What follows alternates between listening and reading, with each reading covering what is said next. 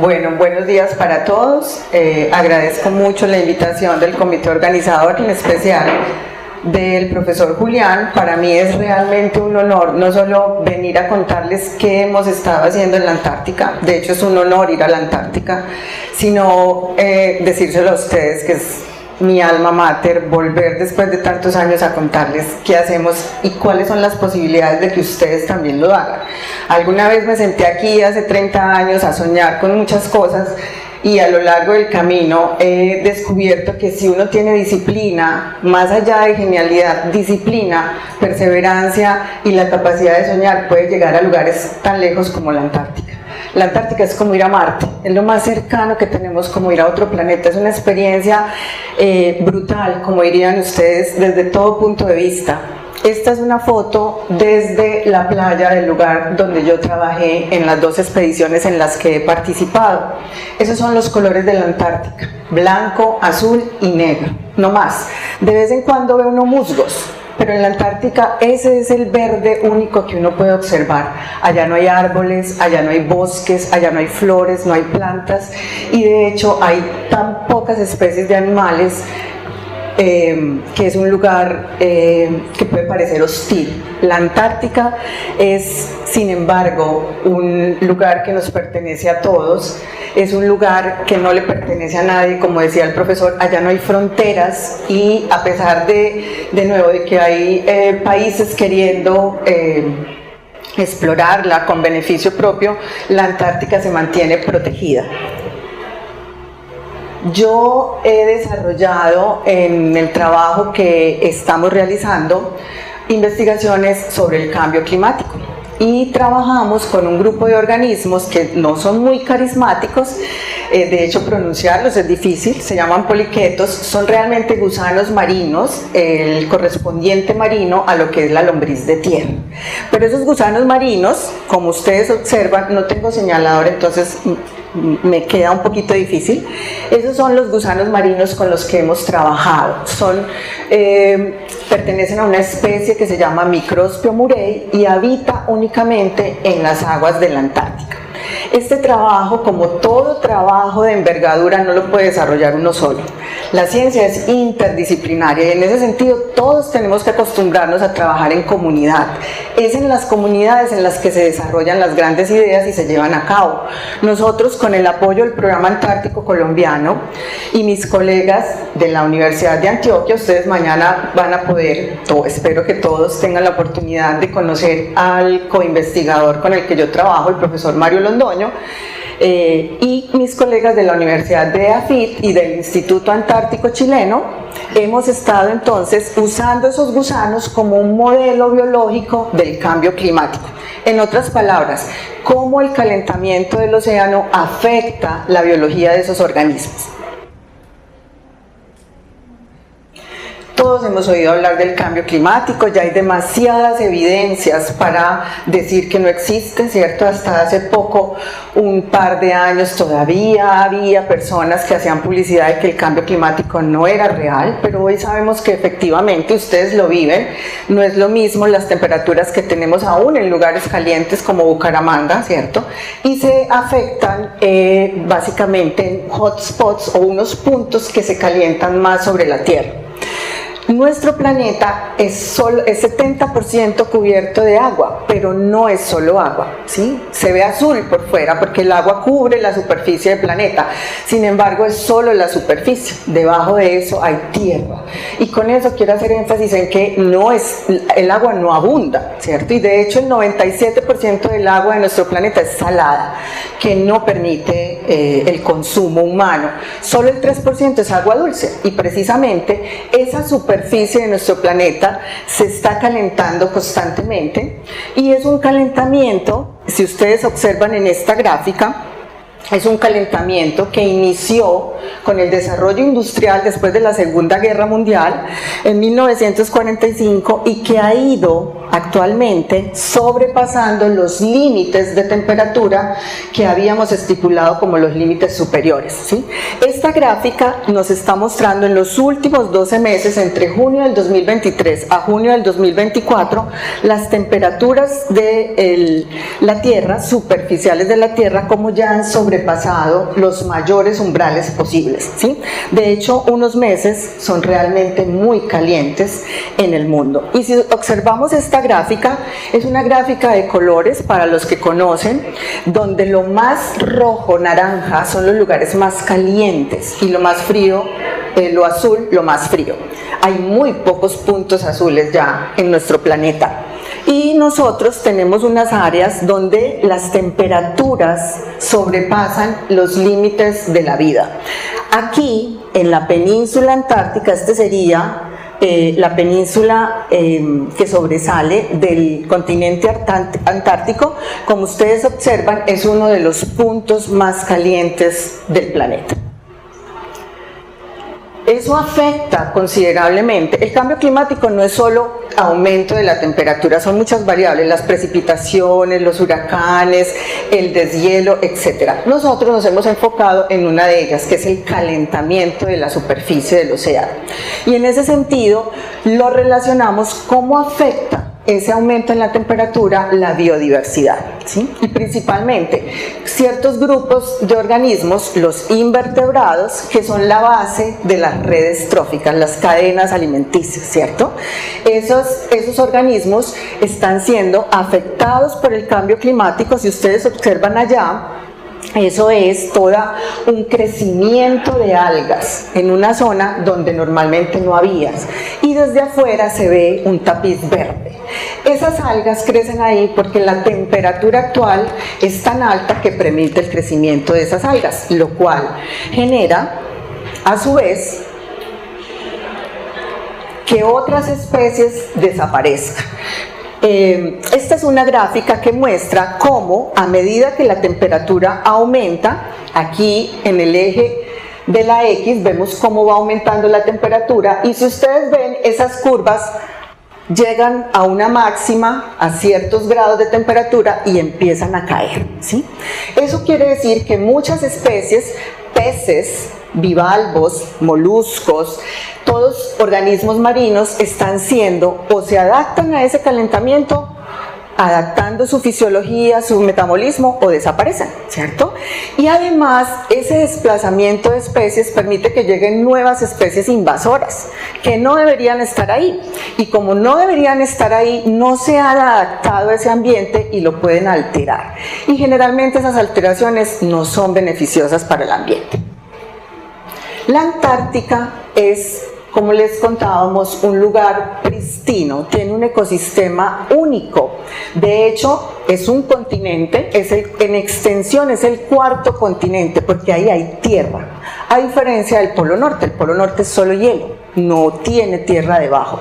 La Antártica es el cuarto continente en extensión, lo supera a África, América y Asia. Pero de hecho la extensión es mayor que la extensión de Europa y de Australia, incluso de Oceanía. La Antártica fue el último continente en ser explorado, porque sus condiciones eran muy hostiles para la exploración. Solo fue explorado y conocido a mediados finales del siglo XIX. Las primeras expediciones llegaron allá. De hecho, es el continente más frío. Se han registrado temperaturas de menos de 94 grados centígrados, y es el continente más ventoso. Los vientos son fuertes, los más fuertes en la Antártica, y es el continente más seco. De hecho, se considera un desierto polar. Poco cae nieve porque es muy seco el ambiente. Si ustedes observan, estas son dos fotos del mismo lugar, con una diferencia de 5 años. Yo participé en mi primera expedición fue en el 2017, y ese era el panorama de la Antártica.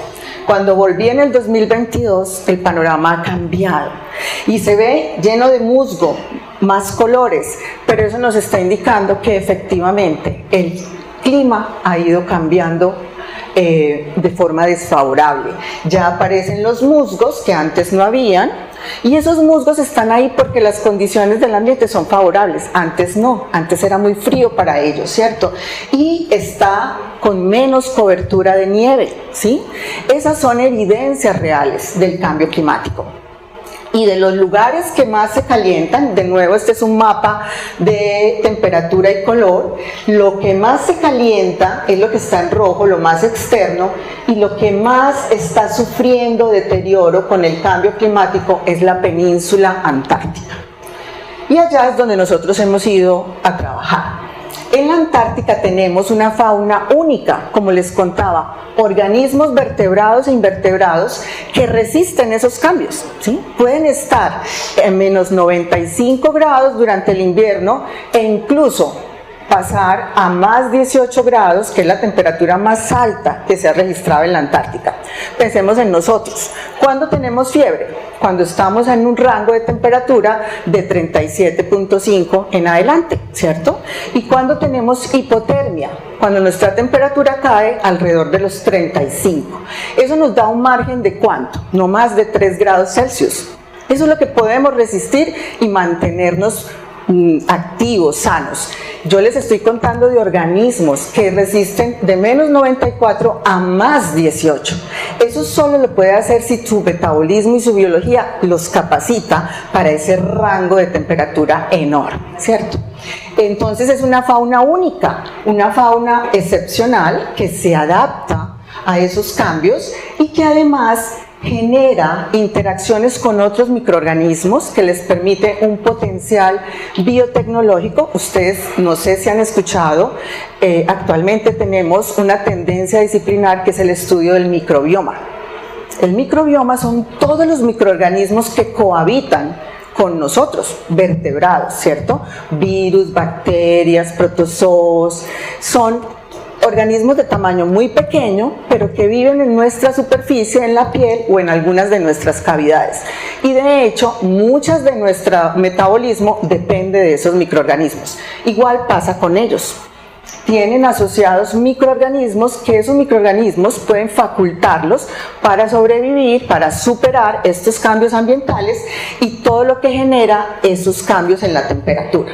Entonces ahí también hay un potencial enorme de estudiar aplicaciones biotecnológicas y farmacéuticas que esos organismos puedan tener. Tenemos en esta imagen entonces vertebrados como los leones marinos, las focas, los pingüinos, que son la base de la cadena alimenticia de la Antártica, aves, y la mayoría de la fauna antártica es una cantidad de organismos invertebrados que habitan tanto el sedimento como el océano como el suelo antártico. Esos invertebrados marinos son los que son un interés particular para nosotros porque son muy vulnerables al cambio climático. Cuando nos ubicamos en los extremos como el Polo Sur, la Antártica o incluso la zona tropical, nosotros tenemos temperaturas estables, ¿cierto? Aquí hay calor, ¿cierto? Pero nuestros rangos de temperatura generalmente en la zona tropical se mantienen, no tenemos estaciones. Como no tenemos estaciones, nosotros no nos adaptamos fácilmente a los cambios de clima, ¿cierto? Cuando digo nosotros, no solamente los humanos, todos los organismos que habitamos esta zona tropical. Lo mismo pasa con los organismos que habitan la Antártica. Ellos pueden soportar temperaturas muy frías, pero las temperaturas cálidas, entre más cálidas, son más difíciles para ellos adaptarse, ¿cierto? No es lo normal en un ambiente frío como la Antártica. Entonces, esos organismos marinos polares son muy susceptibles al calentamiento del océano.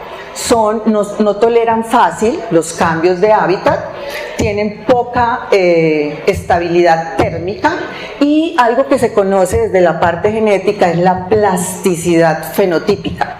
Plasticidad, esa flexibilidad, ¿cierto?, de poderme adaptar. La adaptación es un fenómeno evolutivo, ¿cierto? Las especies o se adaptan o desaparece, ¿cierto? Es así de sencillo. Y estos organismos entonces tienen una restricción en esos fenómenos genéticos que le permiten adaptarse con facilidad a los cambios ambientales.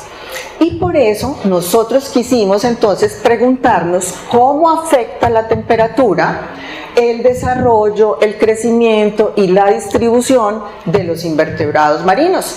Y mi colega trabaja con poliquetos y precisamente dadas algunas particularidades de este grupo de gusanos, decidimos entonces explorar cuáles son los fenómenos fisiológicos que les permiten a estas especies no solo sobrevivir a esos cambios, sino reproducirse, ¿cierto? Porque una cosa es que yo me mantenga vivo y algo muy diferente es que no solo esté ahí, sino que tenga descendencia, ¿sí? Eso ya implica que efectivamente me puedo adaptar, puedo resistir ese cambio, ¿sí? Y dentro de los efectos del cambio climático nos restringimos a lo que se llama el estrés térmico, solo aumento en la temperatura. ¿Por qué el estrés térmico? Estrés, ¿cierto? Que es una palabra que se ha hecho muy familiar en nuestro vocabulario. Estrés está relacionado con tensión, ¿cierto? El estrés no es bueno, nos obliga a cambiar, nos obliga a responder frente a ciertas situaciones.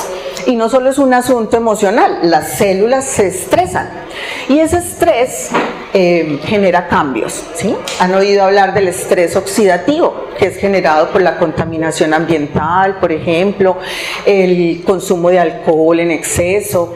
Todos estos fenómenos dañan nuestras células y particularmente afectan nuestras mitocondrias, que son una organela celular que es la que nos permite obtener energía, ¿cierto? Si esa organela se daña, nuestra capacidad de obtener energía se afecta y con eso se afecta todo el desarrollo y la fisiología de la célula.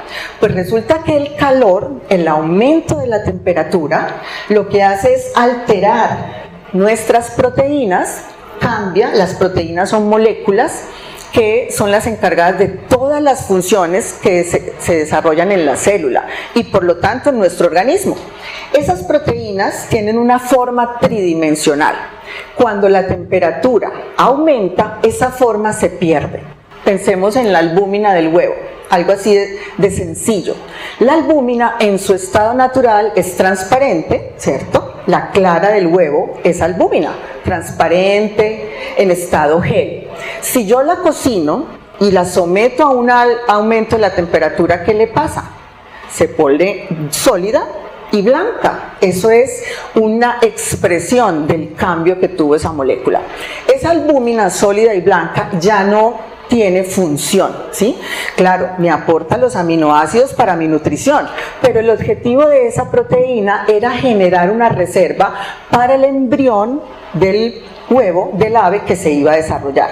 Esa función se pierde y eso pasa con las proteínas de todos los organismos. Cuando aumenta la temperatura se genera un proceso que se llama desnaturalización y no es más que perder la forma tridimensional de esa molécula, pero la pérdida de la forma genera pérdida de función, ¿cierto?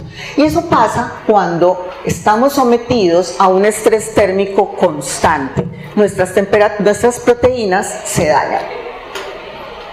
Y otro aspecto importante que se altera es todo nuestro microbioma, y el microbioma en este caso de cualquier organismo.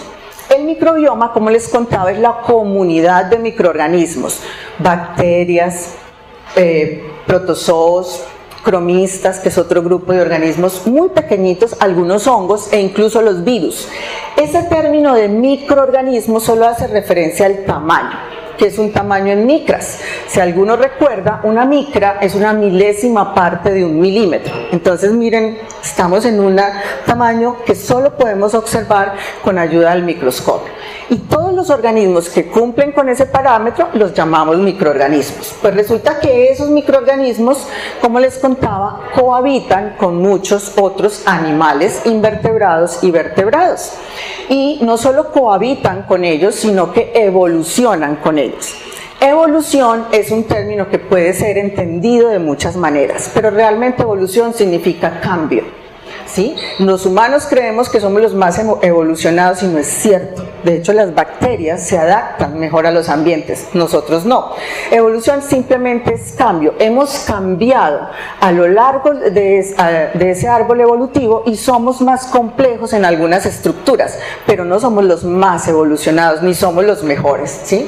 De hecho, las bacterias realmente son increíbles y son una sola célula. Entonces, estos microorganismos van evolucionando con el hábitat, con el ambiente en el que están, y ese hábitat puede ser otro animal, ¿sí? Y hay un concepto que se llama holobionte, que es todo el organismo, tanto el vertebrado como el invertebrado y sus microorganismos asociados, ¿sí? Una entidad biológica formada por un hospedador, si nos referimos a nosotros o a mis poliquetos, ese sería el hospedador, y sus comunidades de microorganismos asociados que se comportan como una unidad funcional, ¿cierto? Ya no son especies diferentes, sino que son un todo. Por lo tanto, por ejemplo, en los corales se estudia mucho cómo cambia ese microbioma, y ustedes han oído que uno de los animales, los corales son animales más afectados por el calentamiento del océano, son los corales que están desapareciendo. Ecosistemas y arrecifes completos de corales están desapareciendo porque la temperatura lo que hace es separar los microorganismos que viven con ellos y que les aportan beneficios al coral. El coral es un animal inmóvil, no se puede desplazar, por lo tanto cuando la temperatura aumenta y el microbioma, los microorganismos asociados se van, el coral se queda sin poder generar nutrientes, no puede ir a buscar alimento y muere. Y muere y es muy difícil que se pueda regenerar, por lo menos en un tiempo corto, ¿cierto? Los corales entonces son muy estudiados en términos de su microbioma, y lo que se genera entonces es una relación de simbiosis o disbiosis. ¿Qué es simbiosis? Simbiosis es una relación entre dos especies que generalmente pensamos es benéfica, ¿cierto? Yo te ayudo, tú me ayudas, ¿cierto? Porque algunas personas pueden ser intolerantes a la lactosa, porque las bacterias que tienen en su intestino generan que esa lactosa no se aproveche de forma adecuada. ¿Por qué otros no? Porque las bacterias que hay en el intestino metabolizan, transforman mejor la lactosa y no generan los síntomas tan desagradables como el dolor abdominal, ¿cierto? Etcétera. Vamos a hacer énfasis en eso. Entonces la simbiosis es una relación entre especies diferentes que generalmente es beneficiosa. Cuando esa relación se altera, se genera un proceso que se llama disbiosis, que entonces dis es un prefijo que nos indica que algo no está bien, ¿cierto? ¿Qué no está bien? Algunos de esos microorganismos no están y todos los compuestos que ellos producían desaparecen, o pueden llegar otros nuevos microorganismos que generalmente son patógenos o no generan ningún beneficio, ¿cierto? Entonces se rompe esa relación.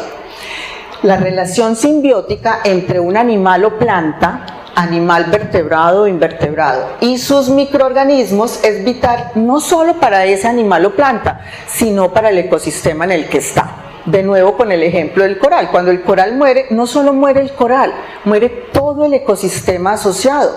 Los peces que habían ahí se van, las anémonas mueren, ya no llegan otros organismos, ¿cierto? Y toda esa zona puede morir o desaparecer, ¿cierto?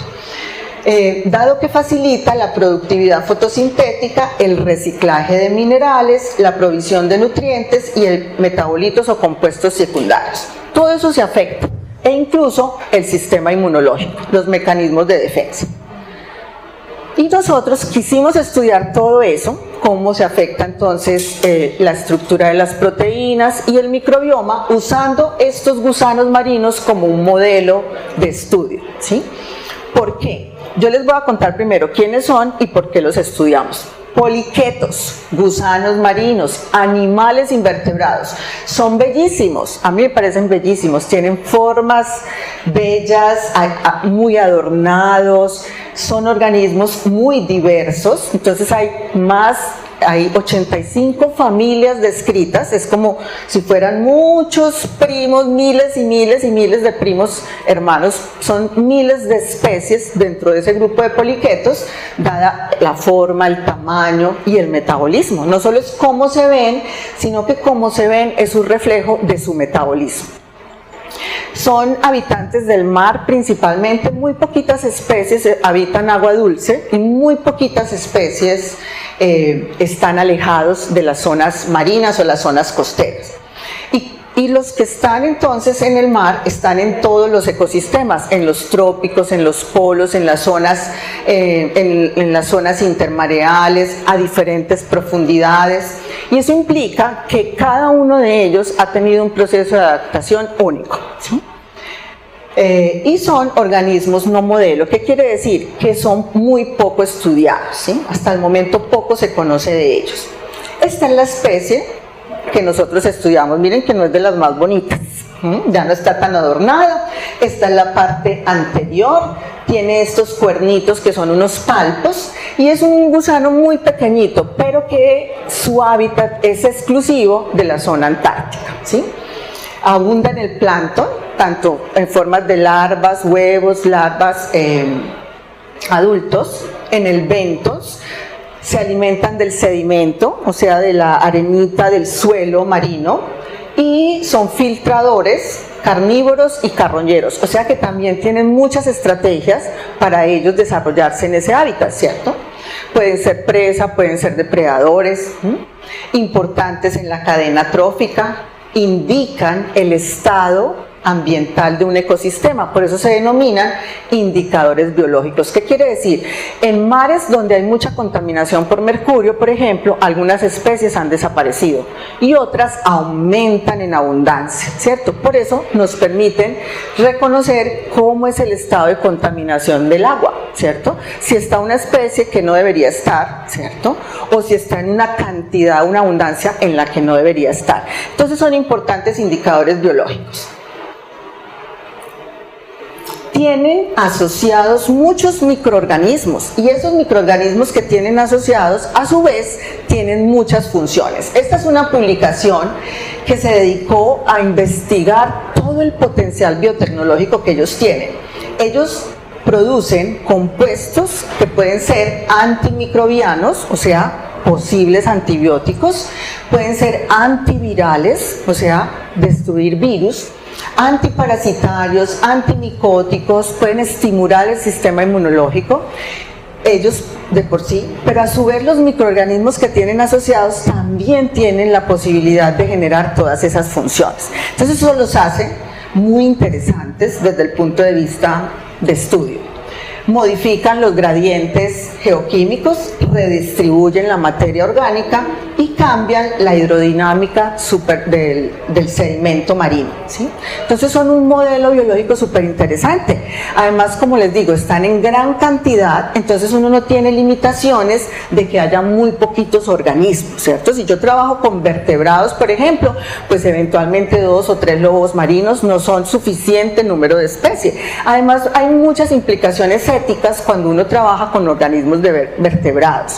No es que no haya implicaciones éticas con ellos, sino que es mucho más fácil recolectarlos, encontrarlos, cultivarlos en el laboratorio, mantenerlos, y eso nos permite un rango de posibilidades de estudio mucho mayor. En ese sentido, entonces, con ese contexto, nosotros hemos propuesto una serie de proyectos de investigación enfocados en la biodiversidad antártica de ese grupo de organismos y nos hemos hecho un par de preguntas, ¿cierto? ¿Cuál es la relación entre el aumento de la temperatura superficial del océano y la actividad enzimática, o sea, las proteínas asociadas a ellos? Si hay una correlación entre el aumento de la temperatura y la diversidad de microorganismos que encontramos en los poliquetos, y si eso les permite a ellos sobrevivir, aguantar, soportar esos rangos de temperatura tan altos. Y además estamos investigando la gran diversidad de especies, porque no se conocen cuáles son las especies de poliquetos que hay en la Antártica. Estas entonces son fotos de mi poliqueto antártico, Microspio murray. Estos son los objetivos, básicamente lo que les acabo de mencionar: estudiar el estrés térmico versus el estrés oxidativo, estrés térmico versus microbioma y diversidad de especies. Y lo estamos realizando en la península, en una isla de la península antártica, ¿cierto? Entonces, aquí un poquito de historia, de narrativa. Nosotros viajamos desde Medellín, Bogotá, Punta Arenas, que es el extremo de Chile, es la punta de entrada a la Antártica. En Punta Arenas uno espera a que las condiciones climáticas de la Antártica sean favorables, y de ahí actualmente, la primera vez que yo fui en un Hércules muy incómodo, 3 horas mortales, no hay baño, con eso les digo todo, no hay sillas, pero en ese momento el nexo era con la fuerza militar. Hace un par de años hubo un accidente de un avión militar que iba con científicos, lo cual restringió completamente el viaje de científicos o civiles en aviones militares. Entonces ahora la segunda vez que yo pude participar fui en un avión que es de turismo, y de hecho a la Antártica se puede ir de turismo, vale, qué sé yo, solo $30.000, pues si alguno quisiera ir, y no es tan chévere, porque las personas que van como turistas no pueden dormir en la Antártica, no se pueden quedar a dormir, ya sea en un crucero o en un avión, tienen que dormir en el crucero o tienen limitado el tiempo que están ahí en Antártica, se bajan, dan una vueltica y hasta luego, ¿cierto? Porque de nuevo, aunque cada vez se promueve el turismo, es muy restringido. Generalmente los objetivos de la Antártica son hacia la investigación científica, y como les digo, es supremamente costoso pensar ir como turista. En cambio, los que tenemos el privilegio de ir como científico, vivimos en la Antártica, y generalmente no es un periodo que sea menor o inferior a 3 semanas, ¿cierto? De nuevo, por lo difícil que es ir, llegar, si el clima no está disponible en la Antártica, en Punta Arenas puede estar bellísimo el día, pero tú no puedes viajar, entonces hay unas ventanas climáticas muy limitadas, y una vez estás allá, ya no puedes salir tan fácil, ¿cierto? De nuevo, hay que esperar que todo esté supremamente coordinado para poder viajar. Nosotros llegamos entonces a una isla de la península antártica, de nuevo, este es nuestro lugar de trabajo. Ahí enfrente de la península hay una serie de islas. Nosotros llegamos a la isla del Rey Jorge, y en la isla del Rey Jorge, en este puntico rojo, que es la bahía de Fildes, hay una estación científica de Chile. Los chilenos, como tienen la Antártica enfrente, tienen varias bases científicas. Esa base científica a la que nosotros fuimos, esa es una foto de la base, no sé si alcanzan a ver, son una serie de contenedores donde están las habitaciones y los laboratorios de investigación.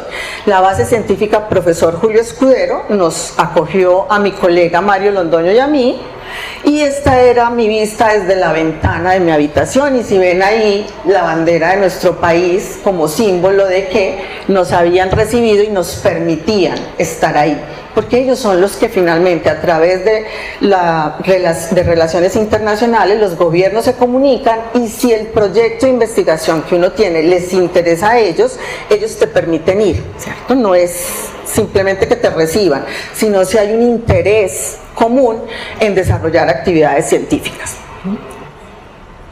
Pero a diferencia de lo que uno cree, no hace tanto frío adentro, ¿sí? Afuera sí, pero adentro está todo tan bien adecuado que es no solo fácil desarrollar las actividades, sino que a pesar de estar en otro continente, y un continente tan desértico, hay en los laboratorios el equipo mínimo para realizar investigación.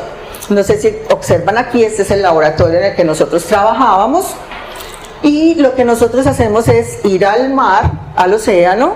Mi colega recolecta sedimento con agua de mar, lo filtramos en ese tamiz que tiene el poro, es de 100 micras en relación con el tamaño de nuestros poliquetos, que no superan los 10 milímetros de largo por máximo 0.8 milímetros o 800 micras de diámetro.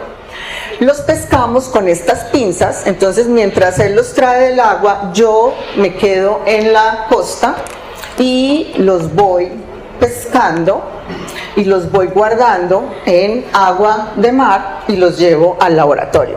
Había días en los que podía darme el lujo de tener un gorrito de lana, y había días en los que simplemente era imposible. De hecho, yo creo que yo siempre sufro más que el que está en el agua, porque yo estoy a la exposición del viento, y como les conté, la Antártica es uno de los lugares más ventosos del mundo, y del frío, que ese día en particular estaba alrededor de -5 grados Celsius. Entonces los llevamos al laboratorio en la misma agua del mar, nosotros los aclimatamos un tiempo, alrededor de 48 horas. ¿Eso para qué? Para descartar que no se mueran, porque el solo hecho de haberlos tomado con la pinza, pues ya los puede haber maltratado, estresado, ¿cierto? Pues me están llevando, pues, que de dónde salió esta mano gigantesca, y genera un estrés. Después de 48 días mirábamos cuántos sobrevivían y que sobrevivieran bien, o sea, que se movieran, que estaban completos, que no se le hubieran caído los palpos, ¿cierto? Ciertas características. Y después de 48 horas, 2 días, perdón, no 48 días, 2 días, 48 horas, hacíamos el experimento. ¿Cuál era el experimento? Estresarlos aumentando la temperatura del agua, ¿sí? Y entonces subíamos la temperatura del agua alrededor de +5 a +7. Cuando los recolectábamos en promedio, desde los diferentes días, en promedio la temperatura era alrededor de 1 grado Celsius. Y entonces los sometimos a 5 grados centígrados y a 7, 8 grados centígrados. Eso es lo que se conoce como un estrés térmico, ¿sí? Durante diferentes periodos de tiempo, 1 hora, 12 horas y 24 horas.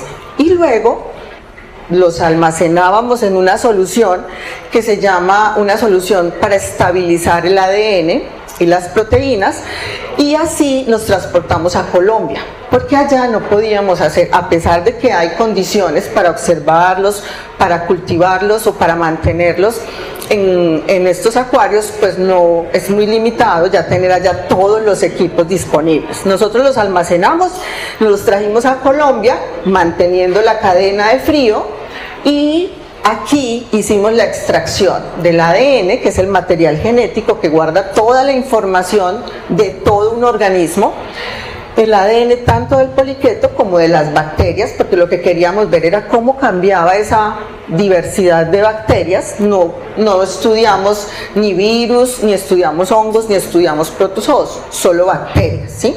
Y en ese caso se restringe, ya no es el microbioma total, sino el bacterioma, ¿cierto? Nos interesan las bacterias que cambian. Y extraemos el ADN de las bacterias también, ¿sí? No los voy a aburrir, una serie de metodologías que me permiten aislar el ADN, aislar el ARN, y a través de análisis bioinformático convertir esas moléculas en información que me refleje qué está pasando con esos organismos, ¿cierto? Además, usamos una técnica que se conoce como PCR, tal vez alguno la ha escuchado nombrar, de hecho es una técnica diagnóstica, ¿cierto? A través de PCR, por ejemplo, se hace el diagnóstico del VIH, ¿cierto? Es amplificar el ADN de un organismo para poderlo, en gran cantidad, determinar si está o no está, ¿cierto? A través de esa técnica nosotros amplificamos unos marcadores moleculares que me permiten conocer diversas especies, ¿cierto? Morfológicamente, varios organismos se pueden parecer, ¿cierto? Pero genéticamente hay unas diferencias que me permiten decir, esta es la especie A, y a pesar de que se parece mucho a este otro, esto es especie B. O decir, se parecen y son lo mismo, ¿cierto? La morfología es una forma de identificar si tiene cuernos, si no tiene, cuántos segmentos tiene, qué tan largo es, pero a veces muchas especies morfológicamente son semejantes, y entonces las técnicas de biología molecular, que es ADN de nuevo, ver el ADN, ver moléculas, me pueden llevar a una identificación más precisa. Y entonces usamos esos marcadores moleculares para determinar biodiversidad, es decir, qué tantas especies hay ahí. Y entre más rico, más saludable un ecosistema, más diversidad de especies hay en él. ¿Y qué hemos obtenido hasta ahora? Entonces lo primero que hicimos fue darle nombre a ese organismo. En 1911, un francés, Gravier, con el gobierno francés, participó en una expedición a la Antártica y fue el primero en descubrir ese poliqueto, ese gusano. Pero él solamente trabajó con un gusano, uno solo. Cuando nosotros fuimos a la Antártica habían cientos de gusanos, y tuvimos la oportunidad de tener una gran cantidad de gusanos marinos y pudimos hacer la redescripción de la especie, es decir, se mantiene el nombre de la especie pero con unas características mucho mejor descritas para que cualquiera que vaya a la Antártica y se encuentre a Microspio murray diga, sí, este es Microspio murray, porque ya ahí está descrito exactamente cómo es su morfología y cómo son los marcadores moleculares asociados.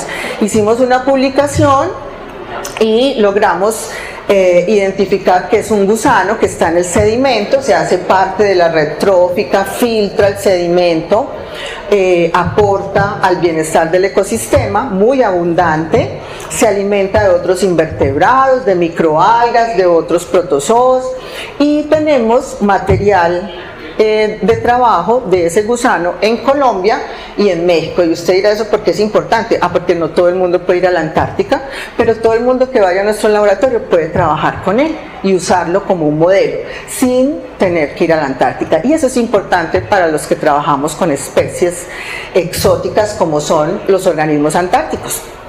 Luego miramos cómo estaban sus proteínas y entonces pudimos identificar este cuadro blanco.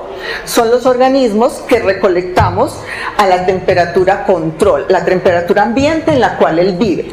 Y luego, estos grises más claritos son los que sometimos a una temperatura de 5 grados centígrados y los grises más oscuros los que sometimos a 7, 8 grados centígrados.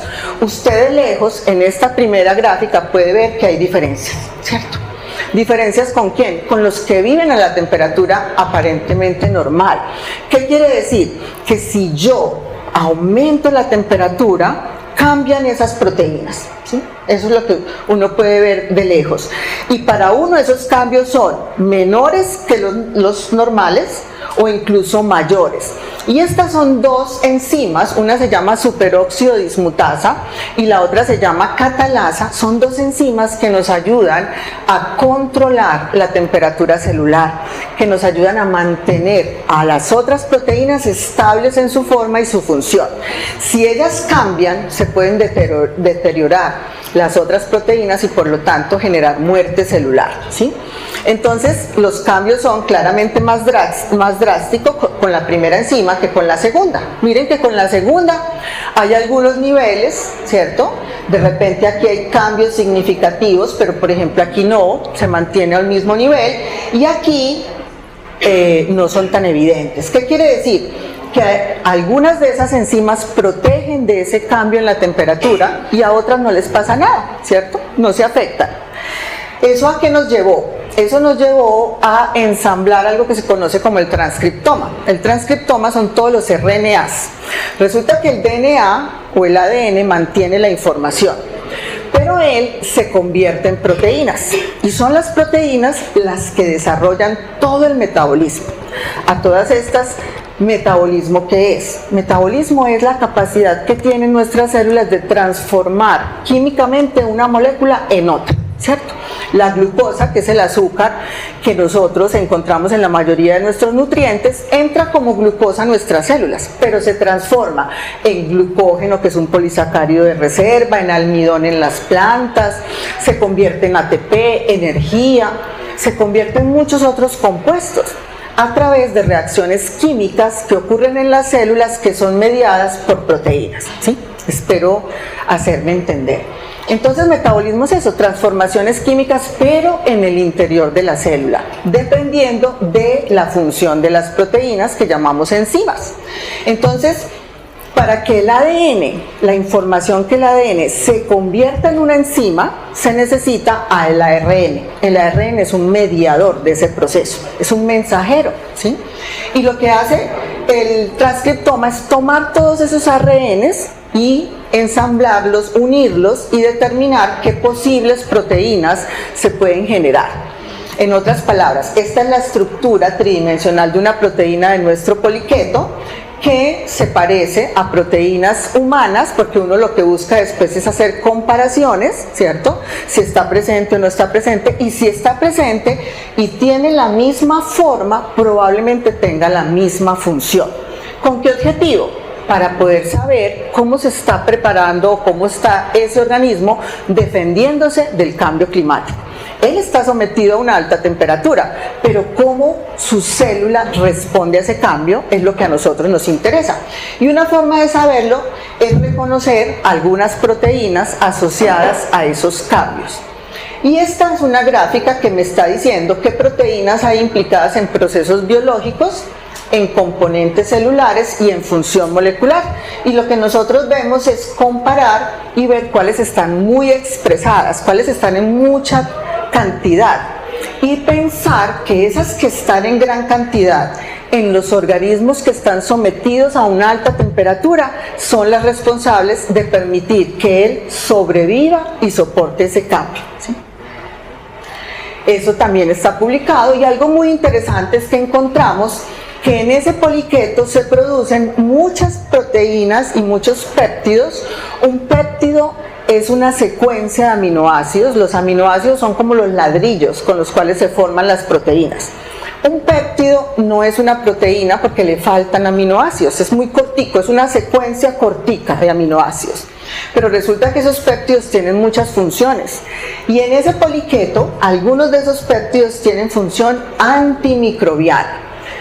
Ahora tenemos un grave problema, y es la resistencia de las bacterias a los antibióticos, ¿sí? Ellas se están volviendo resistentes, y vamos a volver a la época medieval en la que ninguna molécula de antibiótico sea poderosa para matar las bacterias. ¿Qué hacemos entonces? Buscar nuevas alternativas, nuevas moléculas que puedan destruir bacterias. Y resulta que este poliqueto, que vive en el océano, que se defiende de las bacterias también, genera moléculas que tienen ese poder. Son posibles antimicrobianos, que si podemos estudiarlos, generalmente tengamos una alternativa a la resistencia antimicrobiana. A mí eso me parece fabuloso. ¿Qué más hemos estado haciendo con el poliqueto? Entonces, estudiando las bacterias que viven con él, que están asociadas a él. Entonces, amplificamos el genoma de las bacterias, una partecita del genoma, no todo, una región que se llama la región B3, B4, y buscamos, ¿cierto? Si aparece la bandita es porque esa bacteria está ahí. Y eso publicamos también, entonces, tenemos una publicación porque no fue fácil extraer el ADN de la bacteria. Ya les conté que es un gusano muy muy pequeñito, entonces la cantidad de ADN de bacterias que uno puede obtener es muy pequeñita, y fue difícil, por lo tanto eso nos permitió contarle al mundo cómo lo hicimos para que otros más lo puedan hacer y trabajen también con esas bacterias. Aquí apenas estamos avanzando, pero les puedo ir contando que ya identificamos que hay unos grupos de bacterias más abundantes que otros. Entonces aquí de nuevo tenemos el control, que son los organismos que están al ambiente natural, 1 grado Celsius, máximo 2. Y aquí tenemos los que sometimos a 5 grados y a 7 grados. Si usted simplemente mira el mapa de colores, usted puede ir observando que a medida que aumenta la temperatura, lo verde aumenta. Y eso verde es un grupo de bacterias que se llaman proteobacterias. Entonces, cuando estos gusanos uno los estresa con calor, ellos no solamente se defienden ellos, sino que se defienden las bacterias que viven en ellos. Algunas desaparecen o disminuyen. Miren que a medida que aumenta la temperatura, el azul y el naranja empiezan a estar en igual proporción que el verde, cuando el verde no estaba, ¿sí? Eso quiere decir que unas bacterias crecen mejor a temperatura más cálida, y esas bacterias que generan compuestos que llamamos metabolitos permiten que ese poliqueto pueda sobrevivir, ¿sí? Porque al final de nuestro experimento todos los gusanos estaban vivos. Entonces resistieron la temperatura, ¿pero por qué? Esa es nuestra pregunta. Probablemente las bacterias que viven con ellos se adaptan a ese cambio, unas desaparecen o disminuyen, otras aumentan, y esas que aumentan o ese cambio les permite a ellos resistir, sobrevivir, ¿sí?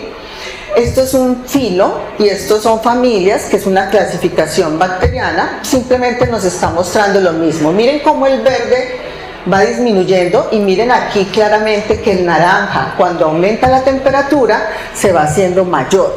¿Quién es ese naranja? Ese naranja es un grupo que se llama Yersinácea, una familia de bacterias que pertenecen a las yersinias, y ahí hay organismos que son fermentadores, anaeróbicos, incluso algunos patógenos.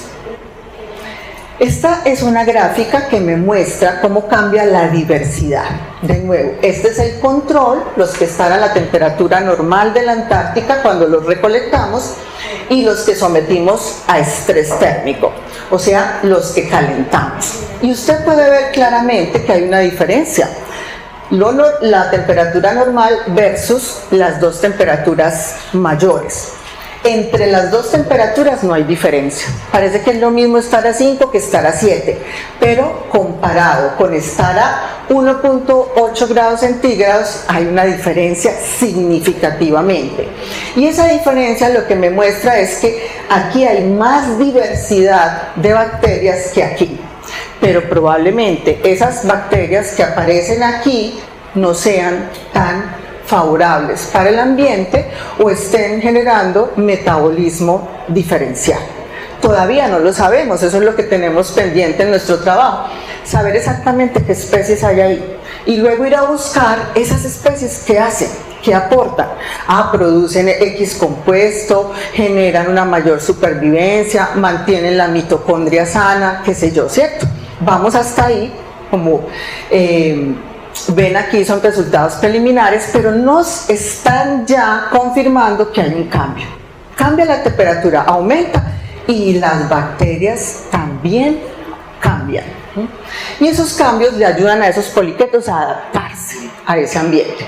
Y el tercer objetivo es ver la biodiversidad. Entonces miren aquí, ya son otras especies de poliquetos, ya no es nuestro Microspio murray, sino que son muchas otras especies, de acuerdo a la clasificación de Linneo, que no sé si están familiarizados. Tenemos filos, ¿cierto? Familias, clase, ¿sí? Orden, género y especie. Especie es como el mayor nivel de identificación. En ese sentido, hemos identificado 14 familias. Lo que hemos visto hasta ahora es que nadie las había identificado antes.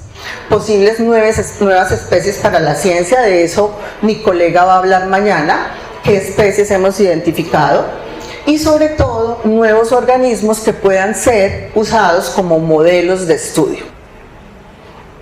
Eso lo hacemos tanto morfológico, o sea, ver cómo son las estructuras externas, y yo me encargo de la parte molecular, es usar el ADN para identificar quiénes son esas especies, ¿cierto?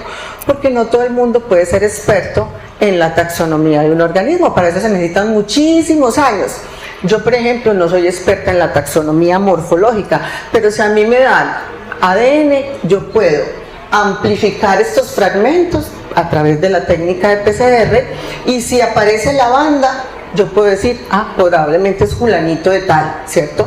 Pero eso se complementa con el experto que dice, sí, porque tiene estos cuernitos, miren que este es muy diferente al que les estaba mostrando, ¿cierto?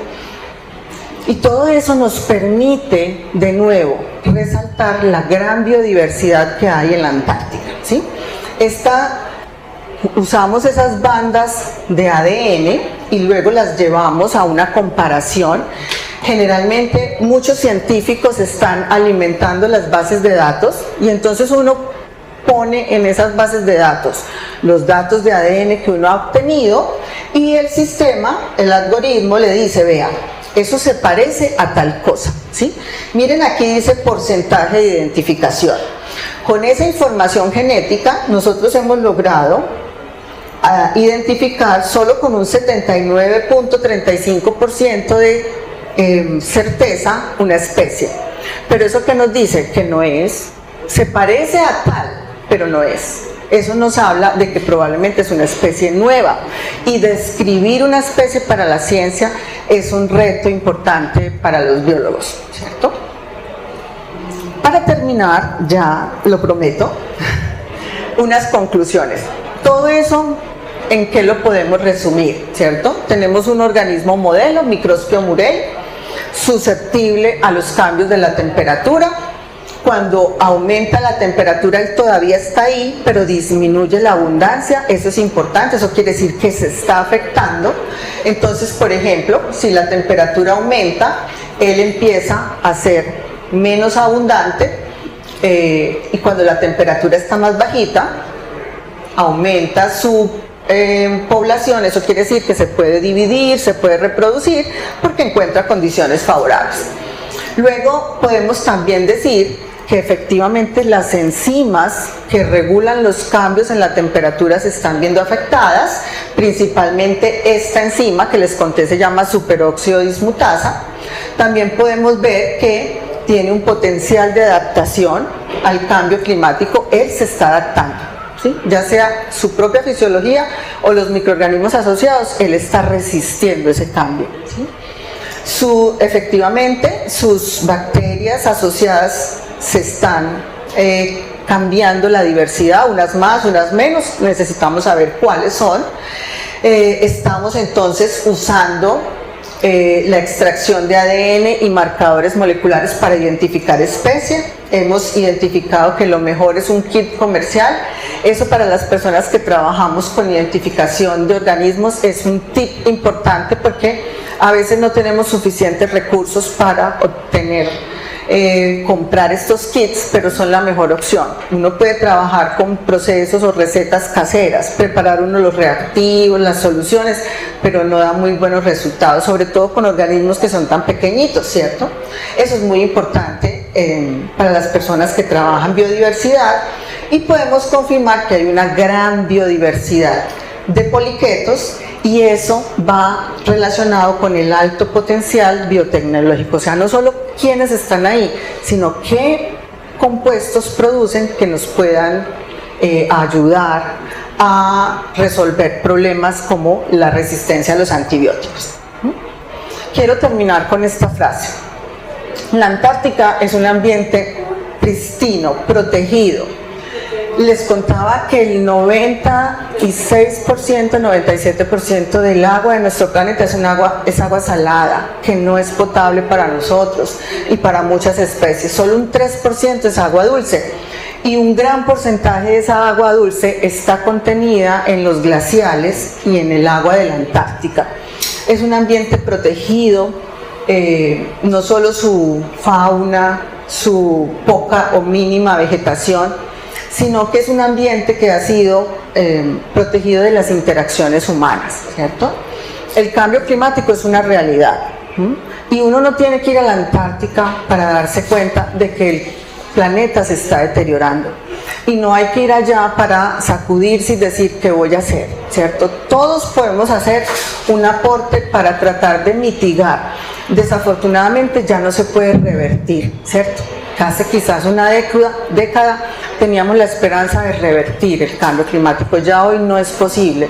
Lo único que podemos hacer es trabajar para mitigarlo, y mitigarlo cuidando el agua, cuidando esos depósitos de agua, y todos podemos poner un grano de arena, evitar el desperdicio de agua, usar el agua. Aquí también el agua que sale de la llave es el agua que yo puedo tomar, y es el agua que uso para limpiar el piso. En otras partes del mundo no es así. Usted tiene que pagar por el agua. Nosotros todavía tenemos el privilegio de tener agua disponible, entonces hay que cuidarla, y hay que cuidarla entre todos. Esta es una frase de David Attenborough, un científico de reconocimiento mundial, que dice que muchos individuos hacen lo que pueden, pero el éxito real solo puede llegar si hay un cambio en nuestra sociedad, en nuestra economía y en nuestra política. Y ese es un llamado a todos: cuidemos el planeta. Ustedes más que nosotros estamos envejeciendo más que ustedes están más jóvenes, y ustedes van a sentir más el peso del deterioro del planeta. Pueden aportar, y hay muchas formas de aportar: disminuir la huella de carbono, no solo cuidar el agua, sino evitar la acumulación de desechos, reciclar, todo eso que escuchamos constantemente, que ya no sea información, sino que sea educación.